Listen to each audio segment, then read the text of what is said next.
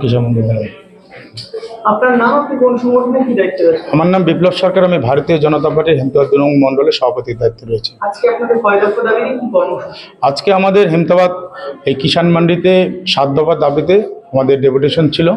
দেখুন, হেমতাবাদের প্রচুর কৃষক, এই কৃষকরা পিএম কিষাণ থেকে বিভিন্ন সরকারি যেগুলো কৃষকদের সহযোগিতা এই কিষাণ মান্ডি থেকে পায়, কিন্তু এই আশেপাশে কিষাণ মান্ডির আশেপাশে সাধারণ কৃষকরা যখন তাদের বিভিন্ন কাজ বা ফর্ম ফিল আপ করতে আসছেন, তাদের কাছ থেকে জালিয়াতিভাবে তাদের নামে অ্যাকাউন্ট তৈরি করা হচ্ছে।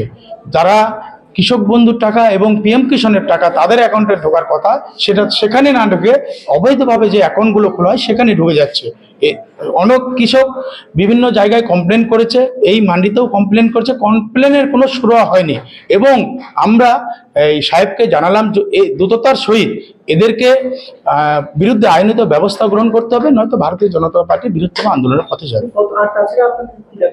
আর তাছাড়া দাবি রয়েছে, এখান থেকে যে বীজগুলো দেওয়া হচ্ছে খুবই নিম্নমানের, কৃষকরা যে বীজ নিয়ে যাচ্ছে সেই বীজ ভালো মতন চারা হচ্ছে না, নিম্নমানের বীজ দেওয়া হচ্ছে এবং সারের কালোবাজারি রয়েছে।